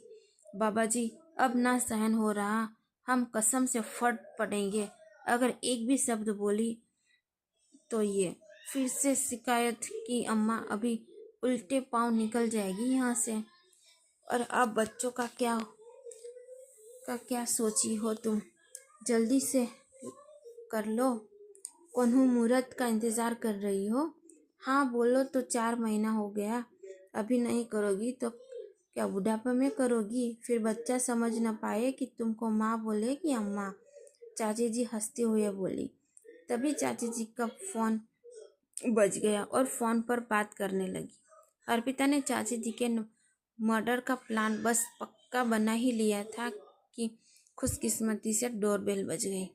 अर्पिता ने भागकर दरवाजा खोला। बाहर गौरव खड़ा था। अर्पिता का मन गौरव को जोर से गले लगाने का हुआ। वो खुशी से चहकते हुए पर धीरे से बोली, कसम से तुम्हें देखकर इतनी ज़्यादा खुशी कभी नहीं हुई हमें। अभी तुम नहीं आते ना तो हम सीधा पुलिस स्टेशन मिलते। फिर अचानक से अर्पिता का सुर बदल गया। तुम्हारी चाची दिमाग चाट गई है हमारा। इनको सब सब जानना है और हर बात में कमी निकालनी है। अब तुम संभालो इनको, हमारा तो हो गया आज का। गौरव बोला, चुप रहो, चाची जी सुन लेगी। और अंदर तो घुसने दो यार, क्या दरवाजे पर ही चालू हो गई? फोन पर बात कर रही है, कुछ नहीं सुनेगी। और अंदर ले जाकर सबके सामने सुनाई क्या? देखो तुम्हारी चाची जी एकदम लाल मिर्च के जैसी तिखी है, बचकर रहना पड़ेगा उनसे। और परफेक्ट कपल होने का नाटक भी करना पड़ेगा। उन्हें जरा भी शक हुआ ना तो सारे रिश्तेदारों में ढोल पीट देगी। संभल कर बोलना उनके सामने। अर्पिता ने गौरव को समझाया। हाँ हाँ ठीक है, अब अंदर तो आने दो। वैसे आज हरी मिर्च को लाल मिर्च से मिलकर बहुत आग बहुत आग लग गई है, गौरव अर्पिता को छेड़ते हुए बोला। अर्पिता ने गौरव को घूरते हुए देखा। चाची जी की रसोई से आवाज़ आई, अरे ओ अर्पिता कहाँ गई, जरा यहाँ आओ तो। आ गई चाची जी, गौरव जी आ गए ना तो दरवाज़ा खोलने आई थी, अर्पिता वहीं से बोली। गौरव जी, गौरव हंसते हुए बोला, चाची जी को यहीं रोक लेता हूँ, कुछ इज्जत तो मिलेगी। फिर जोर से प्रणाम चाची जी कहकर गौरव रसोई में चल दिया और पीछे पीछे अर्पिता भी। शाम को खाने के बाद सब लोग बैठे होते हुए चाची जी बोली, गौरव तुम्हारा ऑफिस कितना दूर है यहाँ से। चाचा जी यही कोई 20 किलोमीटर होगा, वैसे तो आधा पौना घंटा लगता है जाने में, पर ट्रैफिक हो तो 1.5-2 घंटा तक भी लग जाता है कई बार, गौरव ने जवाब दिया। अरे भगवान, और बिटिया तुम्हारा, चाचा जी ने अर्पिता से पूछा। अर्पिता जवाब देती इससे पहले ही गौरव बोल पड़ा, चाचा जी इसका ऑफिस मेरे ऑफिस बिल्डिंग में ही है, तो हम दोनों साथ ही आते जाते हैं। बहुत बढ़िया कहकर चाचा जी सामने रखा सौंफ सुपारी खाने लगे। तभी चाची जी बोली, पर ज़रूरत क्या थी बहू से नौकरी करवाने की, तुम्हारी तनख्वाह से घर नहीं चल रहा था क्या। अर्पिता ने अपनी हंसी दबाते हुए मन में बोली, अब बोल, बड़ा टींगे हाँक रहा था। गौरव चाची जी के सवाल से शक पका गया और बोला, नहीं पैसों की बात नहीं है चाची जी, खाली दिमाग शैतान का, इसलिए ऑफिस ज्वाइन करवाया। ऑफिस। अर्पिता को गौरव के जवाब पर बहुत गुस्सा आया और वो बोल पड़ी, काहे झूठ बोल रहे हो, तुम ही तो बोल रहे थे कि घर का खर्चा बराबर करेंगे, दोनों की जिम्मेदारी है, और न जाने क्या क्या। गौरव चुप हो गया और चाचा चाची दोनों हैरानी से कभी अर्पिता तो कभी गौरव की तरफ देखने लगते। अर्पिता को अचानक से ध्यान आया कि वो गलत जगह कुछ ज़्यादा ही बोल गई। उसने तुरंत बात को संभालते हुए कहा, हमने गौरव जी को ये बात बोली क्योंकि हमको लगा कि जब सबको हमारी नौकरी का पता चलेगा तो सब ऐसा ही सोचेंगे, पर गौरव जी सबसे अलग है, बोले नहीं कोई कुछ भी सोचे कोई फर्क नहीं पड़ता। अर्पिता तुम में टैलेंट है तो सबको दिखाना ही चाहिए, तुम नौकरी करो आगे बढ़ो, वैसे भी तुम्हारी जैसी पत्नी पाकर मैं धन्य हो गया हूँ, जो घर इतना बढ़िया से संभालती है, और घर के काम की चिंता मत करना, जब तुमको ज़्यादा काम होगा तो मैं तुम्हारा हाथ बटाऊंगा। इससे हमारे मन में गौरव जी के लिए इज्जत और बढ़ गया। चाचा जी बोले, वाह वाह, जोड़ी हो तो ऐसी। गौरव ने मुस्कुराने का नाटक किया और मन में सोचने लगा, कितनी नौटंकी है, बातों बातों में खुद की तारीफ भी कर ली, और कोई नहीं, मेरी भी तो करी है। पर चाची जी को चैन कहाँ था, अपनी भवें चढ़ाते हुए बोली, वहाँ गांव में ऐसे आदमी को जोरू का गुलाम कहते हैं, पर भैया शहर और यहाँ के तौर तरीके भगवान ही जाने। इस बात पर सब चुप हो गए और तभी अर्पिता का फ़ोन बजा। अर्पिता ने देखा कि आलोक का फ़ोन है तो फ़ोन काट दिया। कुछ सेकंड के बाद फिर से आया तो अर्पिता ने सब की ओर देखा। चाचा जी चिल जैसी निगाहों से अर्पिता को देख रही थी। अर्पिता ने फिर गौरव की तरफ देखा तो गौरव बोला, किसका है। ऑफिस से है, वो आज जल्दी आ गई ना तो कोई काम होगा। अर्पिता ने फ़ोन को साइलेंट करते हुए कहा। तो उठा लो, गौरव ने कहा। अर्पिता को लगा चलो थोड़ी देर में ये बकवास से मुक्ति मिलेगी, और वो फ़ोन लेकर बालकनी में चली गई। हेलो, हाँ आलोक बोल, अभी इस टाइम क्यों फ़ोन किया है। अर्पिता ने फ़ोन उठाते ही कहा। फ़ोन के दूसरी तरफ से आवाज़ आई, हेलो कोयल मल्होत्रा, मेरी एक प्रॉब्लम है। मेरी गर्लफ्रेंड आलोक ने शराब पी रखी थी। मेरी गर्लफ्रेंड आलोक ने शराब पी रखी थी और वो लड़खड़ाई जबान में बोल रहा था। आलोक अपनी बात पूरी करता इससे पहले ही अर्पिता बोल पड़ी, आलोक तूने शराब पी रखी है, और ये क्या कोयल मल्होत्रा लगा रखा है, बंद होकर बैल बुद्धि हो गया है क्या। कोयल जी प्लीज़ मेरी प्रॉब्लम सुन लीजिए, आप सबकी प्रॉब्लम्स का सॉल्यूशन देती है, अपने कॉलेज की प्रॉब्लम सुनेगी भी नहीं। क्या ज़माना आ गया है, दोस्त दोस्त ना रहा कॉलेज कॉलेज ना रहा जिंदगी हमें। तब बोली, ओए मुकेश और रफ़ीक की औलाद, टोटन टूअटन बंद कर और बता क्या प्रॉब्लम है। आज गुरु गोचर खराब है हमारे, सब मिलकर लेंगे हमारी। बताओ तुम। अभी कुछ महीने पहले मेरा ब्रेकअप हो गया था, पर मुझे अभी भी अपनी गर्लफ्रेंड की याद आती है। एकदम से अकेला हो जाता हूँ मैं, कुछ अच्छा नहीं लगता। मन कर रहा है कि उसको मना लूँ, पर वो फ़ोन ही नहीं उठाती मेरा, आलोक ने दुखी होते हुए बताया। अर्पिता कुछ बोलती इससे पहले ही चाची जी वहीं में आकर अर्पिता के सामने वाली कुर्सी में बैठ गई और एकटक अर्पिता को देखने लगी। अर्पिता कुछ सेकंड के लिए चुप हो गई। दूसरी तरफ आलोक, हेलो कोयल मैम, आप सुन रही है, का जाप कर रहा था। फिर अचानक से अर्पिता आलोक से बोली, सुनो अलका, अभी तुम काम करके बहुत थक गई हो ना, इसलिए तुम्हें समझ में थोड़ी परेशानी होगी, पर ध्यान से सुनोगी तो सब समझ आ जाएगा। और अब काम का नशा करना बंद करो। अलका? अलका कौन है? ओ, मैं तो कॉलर हूँ। मैंने तो अपना नाम बताया ही नहीं। सिगरेट है वो तो। यू आर स्मार्ट कोयल मल्होत्रा, नाम बदल दिया मेरा। यस, मैं अलका बोल रही हूँ। आलोक जोर जोर से हंसते हुए बोला, गुड। तुम्हारे सिस्टम की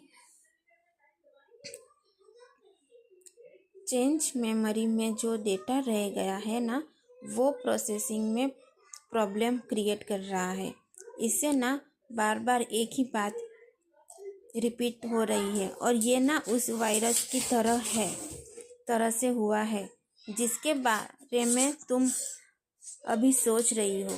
तो इसलिए ना तुम्हारे सिस्टम को तुम्हें फॉर्मेट करना पड़ेगा ताकि वायरस डिलीट हो सके, और फिर तुम डालोगी नया एंटीवायरस। वैसे एक एंटीवायरस है मेरी नज़र में, हमारे ऑफिस में अभी 2 दिन पहले ही नया आया है। रूही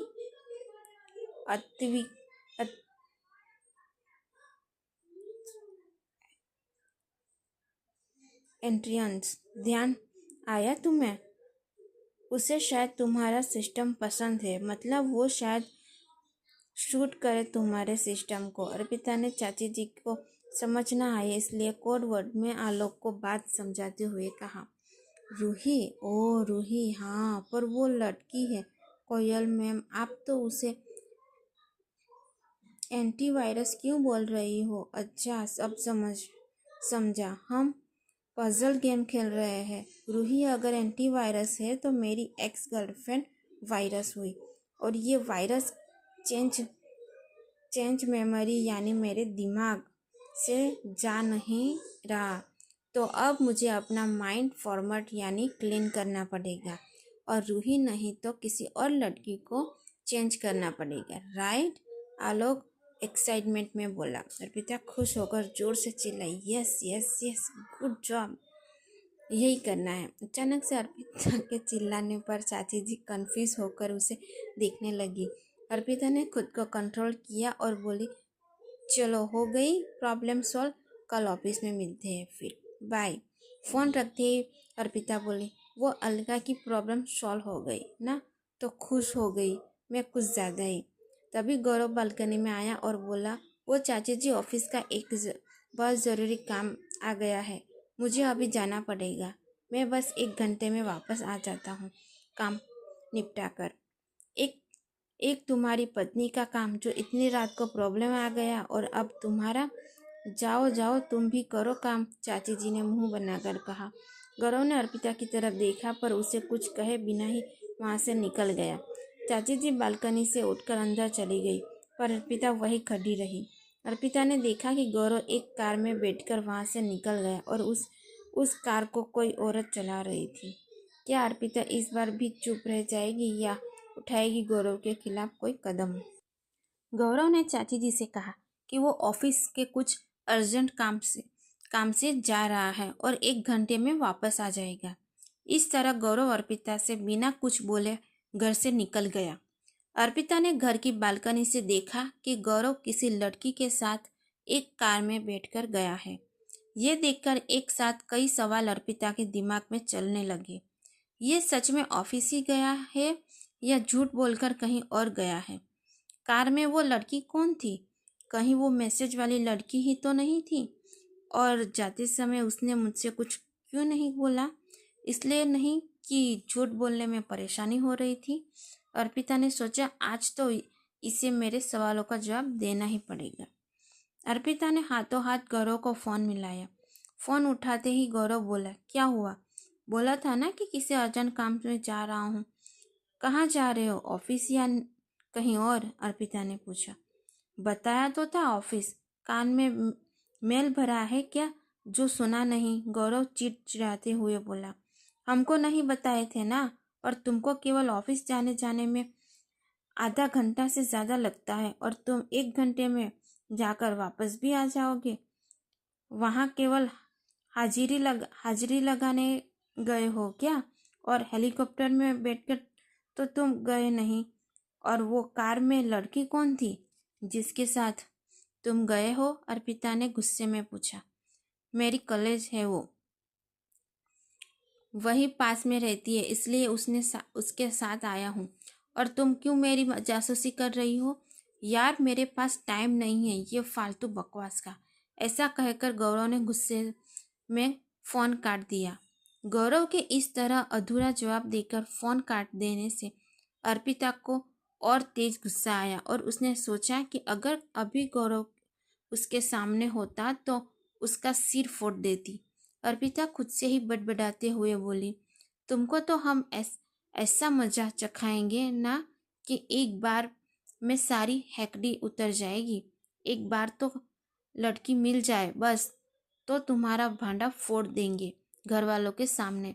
अभी तो हमने जासूसी शुरू की कहाँ है।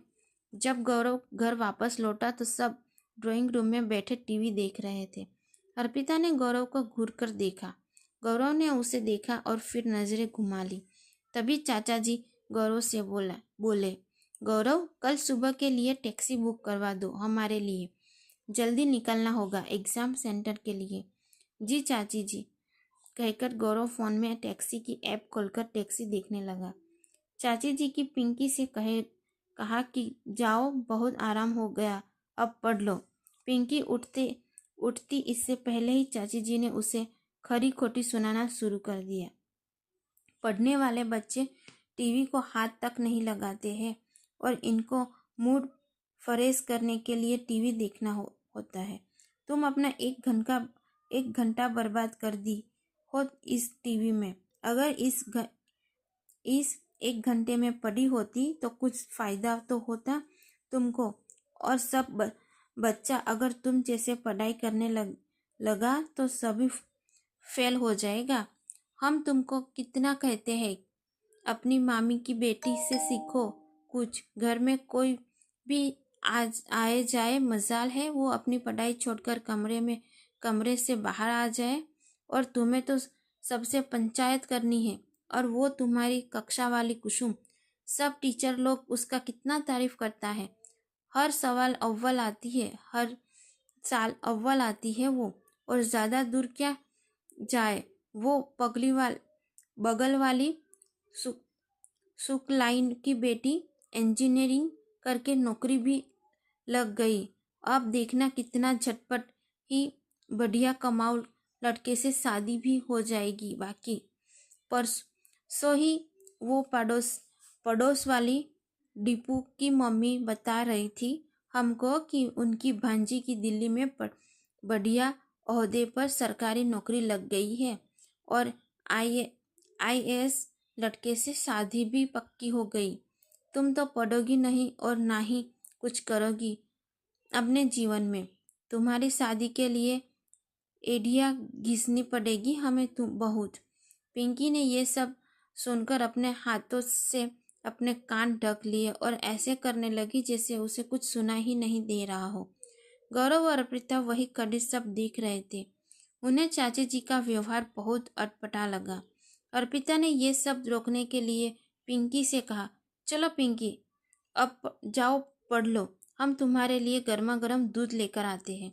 तभी चाची जी बोली, पिंकी सुनो, तुमको कोई दिक्कत आ रही हो तो तुम्हारी भाभी से पूछ लेना। अभी अंग्रेजी में बहुत पटर पटर कर रही थी फोन पर। वो अलका से बोल रही थी कि वीरू आंटी को केस देगा। हमको तो ज़्यादा समझ नहीं आया पर तुमको आ जाएगा। गौरव चाची चाचा जी और पिंकी चाची जी की बात सुनकर कंफ्यूज में अर्पिता को देखने लगे। अर्पिता को भी समझ नहीं आया कि चाची जी ये क्या उटपटांग बोल रही है। उसने तो ऐसी कोई बात ही नहीं बोली थी। फिर बात समझ आने पर वो बोली, ओह वो मैं वायरस, एंटीवायरस और कैच चेंज मेमोरी की बात कर रही थी।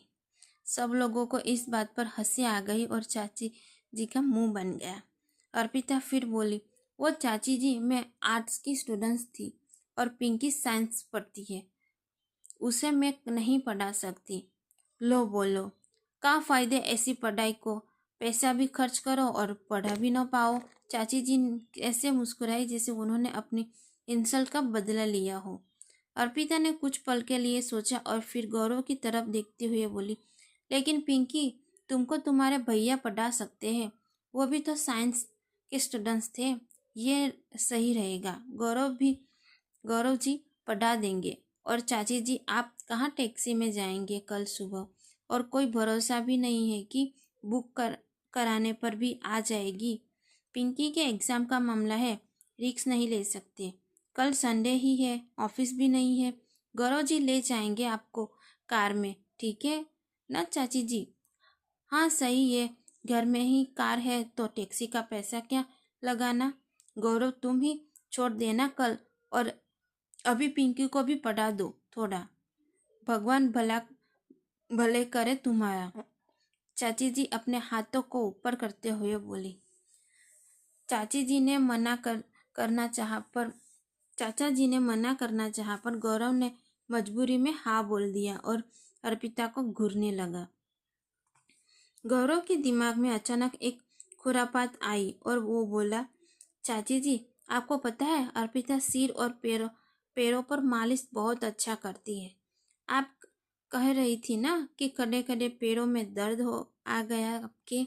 अर्पिता दबा देगी, बहुत आराम मिलेगा आपको। ऐसा कहकर गौरव अर्पिता की तरफ देखकर मुस्कुराने लगा। अर्पिता जो अब तक गौरव को फंसाकर मन ही मन खुश हो रही थी, अचानक से चौंक गई और मजबूरी में बस चलिए चाची जी ही बोल पाई। अर्पिता अर्पिता गौरव अर्पिता को हिलाते हुए बोला, क्या हुआ? अर्पिता नींदों में बंद आंखों में बोली। गौरव फोन की स्क्रीन दिखाते हुए बोला, देखो रात के 3 बज रहे हैं। अर्पिता नींद में चीखते हुए बोली, तो कौन सा नया बात है, रोज बजते हैं, दिन में 2 बार, कल भी बज थे और कल फिर बजेंगे, सोने दो हमको। नहीं मैं बता रहा हूँ कि मैं पिंकी को पढ़ाकर अब सो रहा हूँ। गौरव बिस्तर पर लेटते हुए बोला। यह सुनकर अर्पिता का दिमाग घूम गया और वो चिल्लाई, तो केवल हमको क्यों बता रहे हो? लाउड स्पीकर लगाकर पूरी सोसाइटी को काहे नहीं बता रहे? कल ही तुमको भारत रत्न दिलवा देते हैं राष्ट्रपति से। अब खुश बहुराए गए हो क्या? गौरव उठते हुए बोला, अरे धीरे बोलो, चाचा चाची जाग जाएंगे और तुम्हें ही बताऊंगा, सब तुम्हारी मेहरबानी से ही हुआ है। कोई नहीं जागेगा। चाचा जी मस्त खराटे मार रहे हैं, यहाँ तक आवाज आ रहे हैं, और चाची जी को भी हमसे खूब सेवा करवाए, बढ़िया नींद आ रहा होगा। तुम ले लिए ना हमसे बदला, अब सोने दो। सुबह जल्दी उठकर 56 भोग बनाना है। और वैसे जब तुम रोज अपने फोन पर टक टक करते रहते हो रात को 2 बजे तक, तब तो नींद नहीं डिस्टर्ब होती तुम्हारी। हमें पता है आज चैटिंग नहीं कर पाए ना, उसका गुस्सा और फ्रस्ट्रेशन है ये सब। अर्पिता ने अपना मुंह चद्दर से ढकते हुए कहा, ज़्यादा बकवास मत करो, और वैसे भी मैं कौन सा लेट तक सोता रहता हूँ, मुझे भी जाना है कल एग्जाम किसी और का, और दे में रहा हूँ। कहकर गौरव ने भी अपनी चद्दर से अपना मुंह ढक लिया। सुबह सुबह अर्पिता की नींद चाची जी के जोर जोर से बोलने की आवाज़ से खुली। उसने गौरव को भी जगाया और दोनों ही जल्दी जल्दी उठकर बाहर गए। बाहर देखा तो चाची जी पिंकी को डांट रही थी और पिंकी बस रोए जा रही थी। अर्पिता बोली, क्या हुआ पिंकी? रो को रो क्यों रही है वो? चाची जी ने पिंकी के स, चाचा जी ने पिंकी के सर पर हाथ लगाया और बोले, लो आ गया फिर बुखार। हर बार मैंने इम्तिहान से पहले ये बीमार हो जाती है। भगवान ही जाने क्या मुसीबत है। इधर चाची जी का रोना पीटना चालू रहा। पैसे लगाकर पढ़ाओ, इनका सारा नखरा पूरा करो, रोटी सब्जी बनाओ तो मुंह फूल जाता है, लेकिन चाट पकौड़ी और ऊ लड्डू जैसा रहता है, पता नहीं क्या खाना रहता है दिन भर। चाउमीन वाउमीन दिन भर खो खो खिलाई लो। पढ़ाई के लिए बोले तो सारा बीमारी हो जाता है एक ही बार में। गौरव चाची जी को बीच में रोकते हुए बोला, पर हुआ क्या चाची जी? अब क्या बोले? पहले इम्तिहान का पर्चा भरने में पैसे खर्च किए, फिर यहाँ तक आने में बस का टिकट का खर्चा हुआ, और अब इस महारानी को बुखार आ गया। हर बार का यही नौटंकी है। भगवान ऐसी औलाद हमारे ही क्यों काहे देनी थी? चाची जी बोलते बोलते रोने लगी। अर्पिता सोचने लगी कि पूरी दुनिया की मुसीबत हम सुलझाते रहते हैं, आज खुद के घर में ज़रूरत है तो चुप नहीं रह सकते, बीच में बोलना ही पड़ेगा। अर्पिता पिंकी को छू कर देखती तो उसे पता चलता है कि पिंकी का बदन वाकई बहुत तप रहा था। अर्पिता को पिंकी की हालत और चाची जी की बातों से समझ आ गया कि पिंकी को एग्जाम फोबिया है, इसलिए ही वो इतना डरी हुई लग रही है और उसको बुखार चढ़ गया है। अर्पिता ने गौरव से कहा कि पिंकी को अंदर कमरे में ले जाए और अच्छे से नाश्ता करवाए। पिंकी और गौरव के जाने के बाद अर्पिता चाची जी से बोली कि आप मेरे साथ दूसरे कमरे में चलो। गौरव पिंकी को नाश्ता कराते हुए बोला, तुमको सब आता तो है, कल पढ़ाया था मैंने, तब तुमको सब पता था, इसलिए चिंता मत करो, एग्जाम अच्छा ही होगा। उधर चाची जी को कमरे में जाकर अर्पिता अंदर से दरवाज़ा बंद कर लेती है।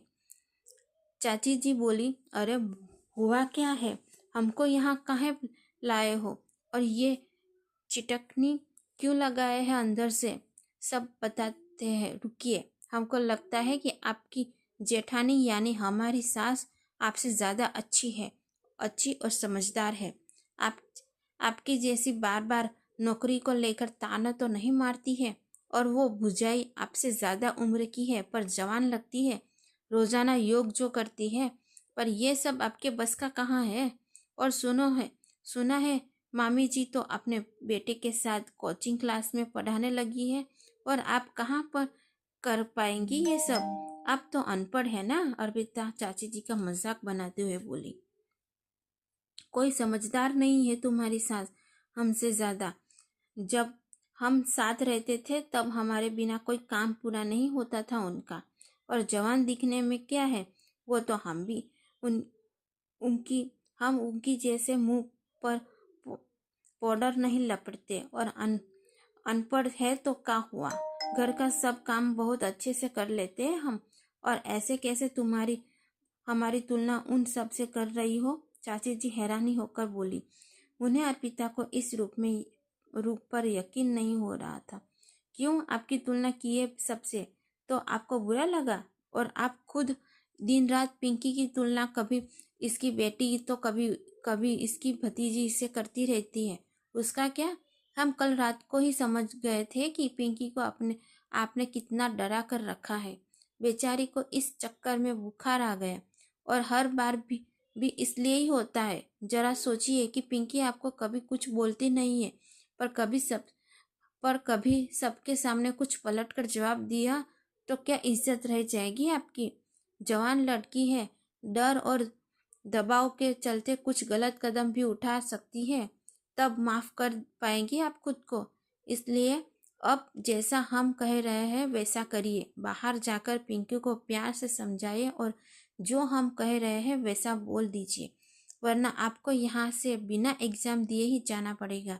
अर्पिता बहुत गुस्से में थी, इसलिए उसने चाची जी को फटकार कर कहा। चाची जी भी अर्पिता का यह रौद्र रूप देखकर डर गई थी, इसलिए उन्होंने अपनी गर्दन हाँ में हिला दी। गौरव पिंकी को नाश्ता करवा कर हॉल में ले आता है। पिंकी अपने पापा को देखती है और फिर से रोने लगती है। गौरव उसे चुप कराता है। अर्पिता चाची जी को लेकर गौरव हॉल में आती है। पिंकी अपनी मम्मी को देखकर डर जाती है। चाची जी पिंकी के पास जाती है और कहती है, बेटा तुम बस अच्छे से परीक्षा दो, नतीजा जो भी आएगा हम कुछ नहीं बोलेंगे। शुक्लाइन की बेटी और कुसुम से ज़्यादा होशियार हो तुम सारी चिंता छोड़ो और बस परीक्षा देने जाओ और हमारी बातों को दिल पर नहीं लेना, वो तो हम गुस्से में बोल दिए। चाची जी बड़े प्यार से पिंकी को समझाती है और उसे गले लगा लेती है। पिंकी भी प्यार से माँ से गले लगती है और उनसे गाल पर किस कर लेती है। अर्पिता पिंकी को समझाती है कि पिंकी एक बार एग्ज़ाम में फेल हो गई तो क्या बड़ा कांड हो गया। खो खो में तुम्हारी टीम जब कभी हार हारती थी तब भी तुम्हारा टीम हंसी होगी तुम पर खेलना तो नहीं छोड़ी तुम। कोई हंसे तुम पर तो तुम भी हंस लो और आगे की बढ़िया तैयारी करो। और एग्ज़ाम देकर फेल होगी ऐसा ज़रूरी नहीं है, पर एग्ज़ाम ना देकर तो तुम वैसे ही फेल हो गई। पता है, फेल हुआ आदमी के पास तो फिर भी मौका होता है, पर डरपोक के पास तो बिल्कुल नहीं होता। और तुमको का शादी का चिंता है अभी से? शादी तुम्हारी माँ को करनी है या तुम्हें? जब अच्छा पढ़ लिख जाओगी तब हक से अपनी मर्जी बताना। तुम अब डर के एग्ज़ाम दोगी तो जो आता है वो भी भूल जाओगी, इसलिए बिना टेंशन जाओ, जो होगा वो होगा। और हम कह रहे हैं, आज के बाद तुम्हारी मम्मी नहीं कहेगी तुम्हारा कॉम्प्रीमेशन किसी से। अब जाओ और जल्दी से तैयार हो जाओ। तुम्हारी एग्ज़ाम कैसा भी हो तुम आओगी ना तो तुम्हें चाउमीन बनाकर खिलाएंगे हम। अर्पिता ने पिंकी को समझाया। ठीक है भाभी, हम याद रखेंगे आपकी बात को और अब नहीं डरेंगे एग्ज़ाम से, पिंकी अपने आंसू पोंछते हुए बोली। पिंकी तैयार होने के लिए रूम में गई तो चाची जी ने चैन की सांस लेते हुए बोली, चलो बढ़िया, महारानी मानी तो सही। पिंकी तो एग्ज़ाम देने के लिए तैयार हो गई, पर क्या डर कर अर्पिता की बात मानने वाली चाची जी सच में शांत हो गई या फिर उनके अंदर दबा है अपने अपमान के गुस्से का गुब्बारा? जानने के लिए सुनते रहिए कोयल मल्होत्रा की सीक्रेट लाइफ। अर्पिता के डांटने पर चाची जी ने बाहर आकर पिंकी को समझाया और एग्ज़ाम देने के लिए मना भी लिया, पर उसके बाद वो बिना किसी से कुछ बोले अंदर कमरे में चली गई। चाचा जी भी जाने की तैयारी करने लगे। गौरव का मन हुआ कि अर्पिता से पूछे कि उसने चाची जी को ऐसी क्या पट्टी पढ़ाई कि चाची जी के तो सुर ही बदल गए, पर जब उसने घड़ी में टाइम देखा तो उसे एहसास हुआ कि पहले ही काफ़ी समय बर्बाद हो चुका था और वो अब जल्दी तैयार नहीं हुआ तो पिंकी का एग्ज़ाम छूट जाएगा। इसलिए वो भी फटाफट तैयार होने लगा और अर्पिता भी अपने काम में लग गई। गौरव, पिंकी और चाचा जी एग्ज़ाम के लिए निकल चुके थे, लेकिन चाची जी कमरे से बाहर नहीं निकली। अर्पिता ने सोचा कि अब उसे ही कई को कोप भवन से बाहर निकालना पड़ेगा। उसने नींबू का शरबत बनाया और चाची जी जिस कमरे में थी वहाँ गई। चाची जी अपना बैग जमा रही थी। उन्होंने अर्पिता को देखा पर कुछ नहीं कहा नहीं और अपने काम में लगी रही। सामान जमने लगा है, मतलब जाने की बहुत जल्दी है आपको? अर्पिता शरबत का ग्लास चाची जी के सामने रखते हुए बोली। हाँ तो जहाँ बहू इतना डांटे वहाँ रहकर क्या करें हम, जाएगी ही ना, चाची जी कपड़े समेटते हुए बोली। अच्छा तो बहू के सास को डांटने से बहुत गुस्सा है, इसलिए नाश्ता भी नहीं किया। वैसे सही भी है, बड़े लोग कहे गए हैं कि गुस्से में शरीर में अन्न डालना भी नहीं चाहिए, फायदा नहीं करता। अच्छा है, इस बहाने आपका उपवास भी हो जाएगा। पर आप ये नींबू का ठंडा ठंडा शरबत पी लीजिए, दिमाग थोड़ा शांत हो जाएगा, अर्पिता ने चाची जी को छेड़ते हुए कहा। हम क्यों उपवास रखें? उपवास रखे हमारे दुश्मन, और हम कोई गुस्सा नहीं है। तुम जब नहाने गई थी ना, तब हमने रसोई में जाकर ढोकला खा लिया था जो तुमने बनाया था, कहकर चाची जी हंसने लगी। सब ठीक है तो कमरे से बाहर काहे नहीं आ रही आप? अर्पिता हैरान होते हुए बोली। वो हमको तुमने इतना डांटा ना कि हम तो डर गए। आखिरी बार हमारी सास ने डांटा था हमें, चाची जी शर्माते हुए बोली। अर्पिता हंसने लगी और बोली, वो का है, कभी कभी बहू को भी सास बनना पड़ता है।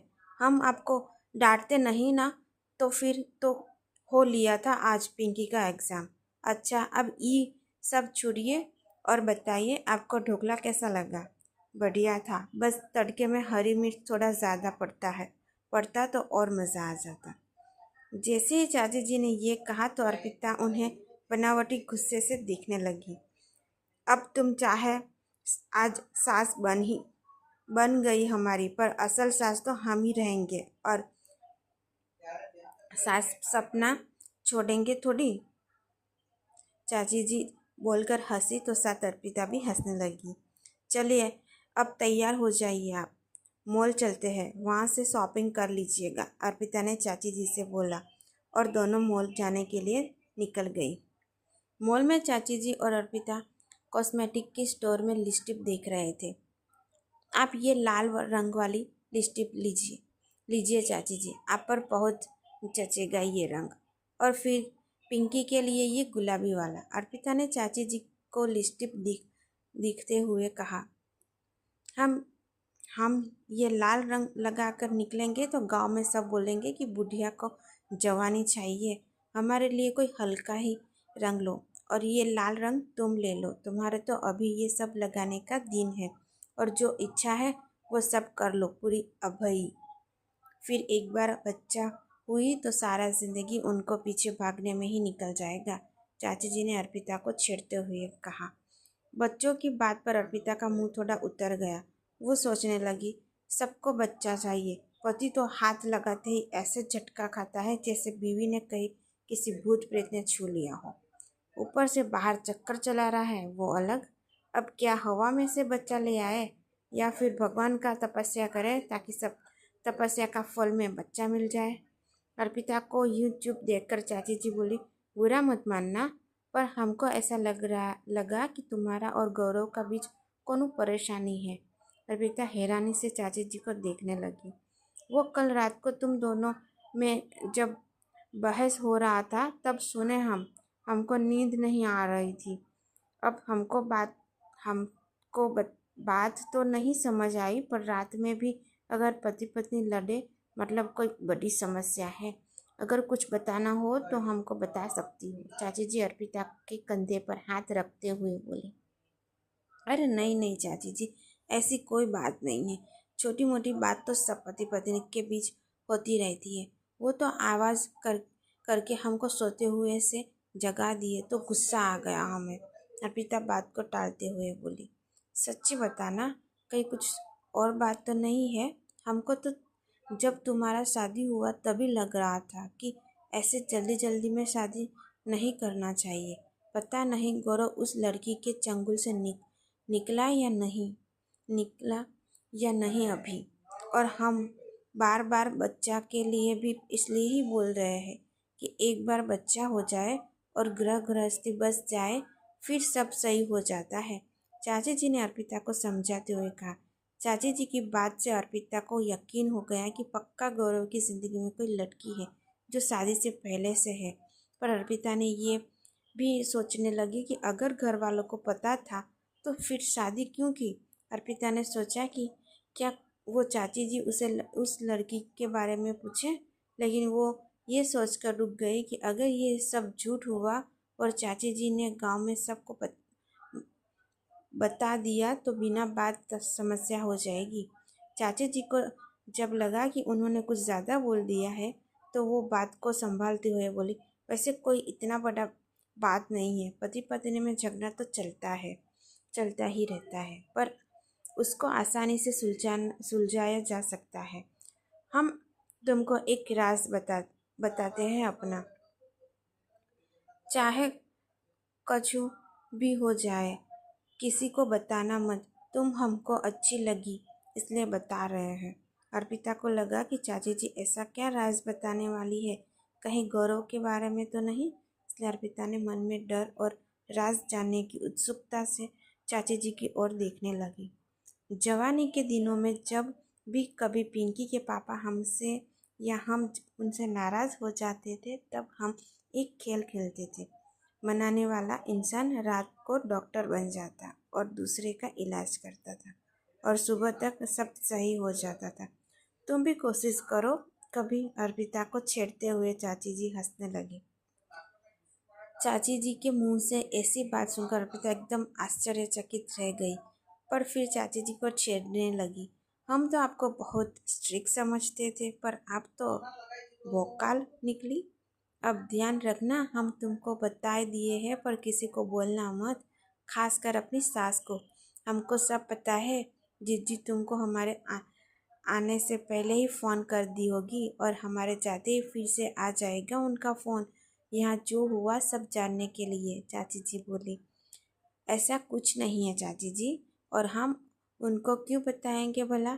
आप हम पर विश्वास रखिए, लेकिन हम आपसे समय समय पर पूछते रहेंगे कैसे चल रही है आपकी डॉक्टरी। और हम तो कह रहे हैं आप लाल लिपस्टिक ले ही लीजिए, दिन में बाहर नहीं तो रात में घर में तो काम आ ही जाएगी। अर्पिता ने चाची जी से मजाक किया। अरे हम तो तुमको बताकर आफत मोल लिए लिए है भाई, अब भोले बाबा ही मदद करे हमारी। चाची जी ने हाथ जोड़ते हुए कहा। हमसे तो आपको कोई नहीं बचा सकता चाची जी। हमारी माँ कहती है कि पाप धुलाए गंगा मैया, काशी भूत छुड़ाए, दुख दर्द मिटाए भोले बाबा, पर अर्पिता से कौन बचाए। और ये सुनकर अर्पिता के साथ साथ चाची जी भी ठहाके मारकर हंसने लगी। चाचा चाची और पिंकी के जाने का समय हो गया था। चाची जी गौरव से बोली, आज तुम और अर्पिता मिलकर पिंकी को संभाल लिए, वरना हम तो समझाते ही रह जाते। तुम बहुत भाग्यशाली हो कि तुमको अर्पिता जैसा पत्नी मिला, इतना समझदार, इतना पढ़ी लिखी, इतना होशियार।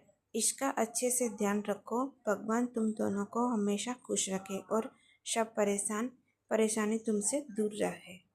अर्पिता चाची जी के पैर छूते हुए बोली, चाची जी आप इतना सा देर के लिए आई कि आपसे ज़्यादा बात ही नहीं हो पाई, थोड़े दिन और रुक जाती तो अच्छा रहता।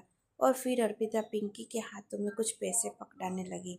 अरे इन सब का ज़रूरत नहीं है बहू, ये पैसा वैसा सब तुम अपने पास ही रखो, तुम इतना आदर संस्कार कर दी हम सबका वही काफ़ी है। और हम मनुहार के कच्चे हैं, तुम इतना बोलोगी तो रुक ही जाएंगे। चाची जी हंसते हुए बोले। अर्पिता ने मन में सोचा कि सच में मनुहार ज़्यादा हो गया क्या। फिर वो जल्दी से बोली, अब हम इतने भी स्वार्थी नहीं बन सकते चाची जी। आपका टिकट का पैसा पहले ही लग चुका है, पर आप अगली बार ज़्यादा दिन के लिए आइएगा, और ये पैसा हम पिंकी को दे रहे हैं। आप ननंद भौजाई के बीच मत बोलिए। ठीक है, जैसी तुम्हारी मर्जी, दे दो, हम नहीं बोल रहे बीच में। और हाँ, हम ज़रूर आएंगे, और तुम भी गांव आओ कभी, तुमको अपने हाथ का बढ़िया खाना बनाकर खिलाएंगे और पूरे गांव को घमंड से बताएंगे तुम्हारे बारे में। सदा सौभाग्यवती रहो, दूधो नहातो पूतो बोलो। चाची जी ने अर्पिता को आशीर्वाद देते हुए कहा।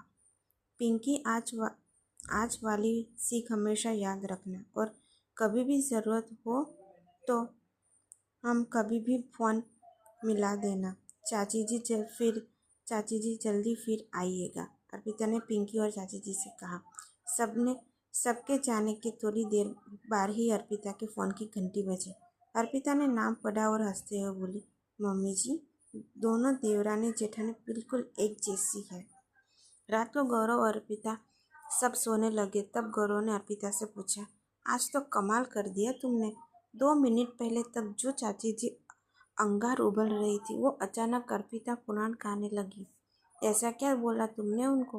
पर जो भी हो, आज तुमने जिस तरह पिंकी को समझाया उसके लिए हमें तुम पर नाज है। हमको यकीन हो रहा है कि तुम कॉल पर अपने कस्टमर को भी ऐसे ही मैनेज करती होगी, गौरव ने मुस्कुराते हुए कहा। अर्पिता ने मन में सोचा, हाँ बहुत अच्छे से। हमारे सब कस्टमर यानी कॉलर खुश है हमसे। डिमांड है हमारी बॉस, तुमको बाद में समझ आएगा। चाची जी को जो हमने बोला वो तो हमारा सीक्रेट है, लेकिन तुम्हारे सीक्रेट भी पता चले हैं हमें। चाची जी ने बहुत कुछ बताया है हमें तुम्हारे बारे में, अर्पिता ने गौरव को छेड़ते हुए कहा। गौरव सिगरेट का नाम सुनकर थोड़ा घबरा गया। उसने पूछा, क्या बताया तुम्हें चाची जी ने? यही कि बचपन में तुम्हें फ्रॉक पहनने का बहुत शौक था। अपनी बहन की फ्रॉक पहनकर डांस करते थे तुम। चने के खेत में गाने पर तुम भी गजब हो यार, कहते हुए अर्पिता जोर जोर से हंसने लगी। गौरव ने एक गहरी सांस ली। अर्पिता सोचने लगी। सिगरेट का नाम सुनकर कैसा चेहरे का रंग बदल गया। हमको पक्का यकीन है कि तुम हमसे बहुत कुछ छिपा रहे हो, पर हम भी अर्पिता है, सब पता करके रहेंगे। अगले दिन रेडियो मस्ती के रिकॉर्डिंग रूम में जैसे ही अर्पिता एंटर हुई तो उसने देखा कि सागरिका वहाँ नहीं थी। अर्पिता ने मन में सोचा कि चलो बढ़िया है, आज के दिन की शुरुआत तो अच्छी हुई। तब अर्पिता ने ध्यान दिया कि राज भी वहाँ नहीं था। अर्पिता ने ऋतिक और सोनिया को हाय कहा और अपनी चेयर पर जाकर बैठ गई। सोनिया ने अर्पिता से पूछा, कैसा था तुम्हारा वीकेंड? गुड, फैमिली आई हुई थी तो खूब एंजॉय किया। और आपने क्या किया? अर्पिता ने मुस्कुराकर जवाब दिया, संडे को भी क्लिनिक खुली रहती है तो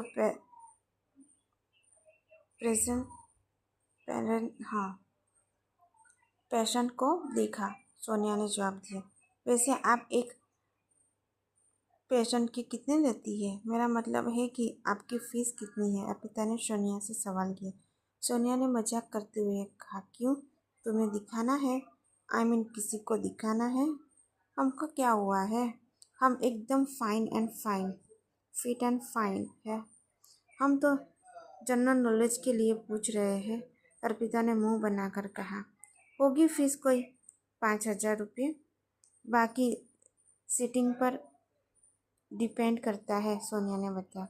ओ पापा जी, एक बार के 5,000 रुपये? मतलब आप तो अमीरों के दिमाग के डॉक्टर हैं, बेचारा गरीब आदमी कहाँ जाए? अर्पिता ने हैरान होकर कहा। सोनिया से कोई जवाब देते ना बना और वो अपने फ़ोन की तरफ इशारा करते हुए बोली, एक्सक्यूज़ मी, इम्पोर्टेंट मैसेज है। हाँ हाँ देख लीजिए, किसी पेशेंट का ही होगा, अर्पिता ने मुस्कुराते हुए बोली। तभी पहले कॉलर का फ़ोन आया। कॉल सोनिया ने उठाया। हेलो दोस्तों, मैं हूँ कोयल मल्होत्रा और आप सुन रहे हैं कोयल मल्होत्रा पीएचडी स्पेशलिस्ट। यहाँ हम बात करेंगे प्यार, heart break and dirty cigarette की। आइए सुनते हैं अपने पहले कॉलर को। कॉलर बोला, मैम, मैं एक स्टूडेंट हूँ, पर शौक के लिए हैकिंग भी करता हूँ। थोड़े दिन पहले अपने एक फ्रेंड के सामने शो ऑफ करने के लिए मैंने उसकी मम्मी का सोशल मीडिया अकाउंट हैक कर लिया था। वहाँ चैट पर पढ़कर हमको पता चला कि उसकी मम्मी का किसी के साथ अफेयर चल रहा था। आंटी का डाइवोर्स हो चुका है, पर मेरे फ्रेंड को इस बात से बहुत दिक्कत हुई और उसने अपनी मम्मी से लड़ाई कर ली और बात करना बंद कर दिया।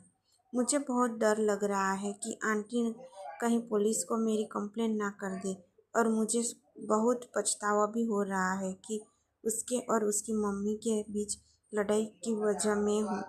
देखो, तुमने गलत तो किया है, इसमें कोई डाउट नहीं है। एक्चुअली तुमने जो किया है वो एक क्राइम है, इसलिए तुम्हारे फ्रेंड की मम्मी तुम्हारे पुलिस को कंप्लेंट करे उससे पहले तुम उनके पास जाकर माफ़ी मांग लो। और तुम्हारे फ्रेंड और उसकी मम्मी के बीच जो भी प्रॉब्लम हुई है वो डायरेक्टली तुम्हारी वजह से ही नहीं हुई है। ये उनका पर्सनल मैटर है, इसलिए तुम उसमें मत पड़ो।